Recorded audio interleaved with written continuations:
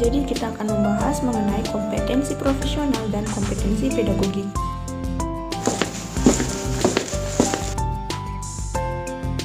Setiap individu pasti akan memasuki dunia kerja ketika sudah siap dengan beberapa kemampuan yang dimiliki. Namun sebenarnya tidak hanya harus memiliki kemampuan tertentu saja, kamu juga harus memiliki kompetensi profesional dan kompetensi pedagogik. Pengertian kompetensi profesional. Seperti yang sudah dijelaskan di atas, kompetensi profesional adalah kemampuan yang harus dimiliki agar tugas-tugas dapat diselesaikan dengan optimal. Dalam hal ini, keterampilan yang harus dimiliki berhubungan dengan hal-hal teknis dan kinerja guru. Untuk mengetahui lebih jelas, berikut merupakan indikator kompetensi profesional guru, diantaranya yaitu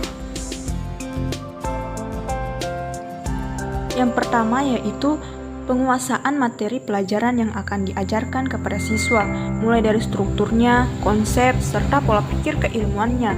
Dengan begitu semakin mudah untuk memberikan penjelasan atau wawasan kepada siswa. Kemudian yang kedua yaitu dapat bertindak secara reflektif guna mengembangkan keprofesionalan secara berkelanjutan. Kemudian mampu menguasai standar kompetensi atau SK pelajaran, kompetensi dasar atau KD pelajaran, serta tujuan pembelajaran dari suatu bidang mata pelajaran yang Anda ajarkan. Kemudian dapat mengembangkan materi pelajaran lebih kreatif dan mendalam untuk bisa membagi ilmu yang lebih luas kepada para peserta didik, sehingga peserta didik dapat belajar dengan baik dan menyenangkan. Kemudian memiliki kemampuan untuk menggunakan atau memanfaatkan teknologi informasi dan komunikasi dalam pengembangan diri serta proses pembelajaran agar lebih efektif dan efisien. Kompetensi pedagogik. Kompetensi pedagogi guru sendiri merupakan kemampuan atau keterampilan yang dimiliki guru untuk mengelola proses pembelajaran maupun interaksi dalam kegiatan belajar mengajar bersama peserta didik. Untuk mengoptimalkan pembelajaran, setidaknya terdapat 7 indikator kompetensi pedagogik yang harus dikuasai oleh guru, yang dimana diantaranya yaitu yang pertama yaitu memahami karakteristik para peserta didik. Melalui informasi karakteristik peserta didik tersebut, sebagai guru, Anda dapat menyesuaikan diri untuk menyiapkan pembelajaran yang baik dan cocok untuk setiap peserta didik.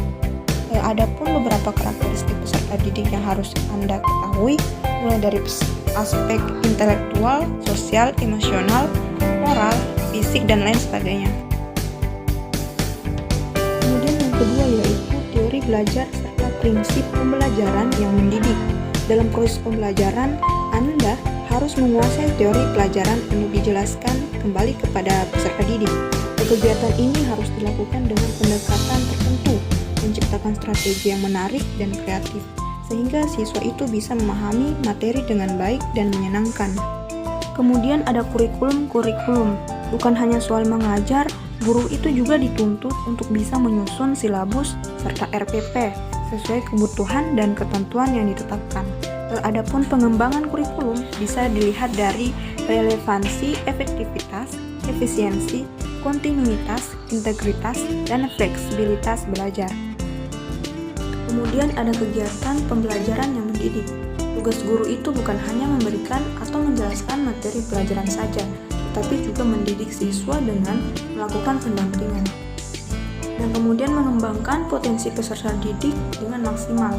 Seperti yang kita tahu, setiap anak pasti memiliki minat dan bakat yang berbeda.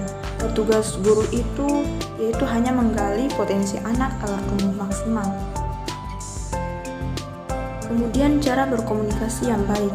Kemampuan komunikasi sangat penting dimiliki guru untuk bisa menciptakan proses pembelajaran yang efektif dan maksimal, serta membuat penyampaian materi pembelajaran lebih jelas. Kemudian yang terakhir itu berupa penilaian serta evaluasi belajar. Penilaian dan evaluasi belajar harus dilakukan dengan baik. Keduanya dilakukan secara berkesinambungan selama proses pembelajaran. Melalui evaluasi, Anda bisa menciptakan kegiatan belajar yang lebih baik.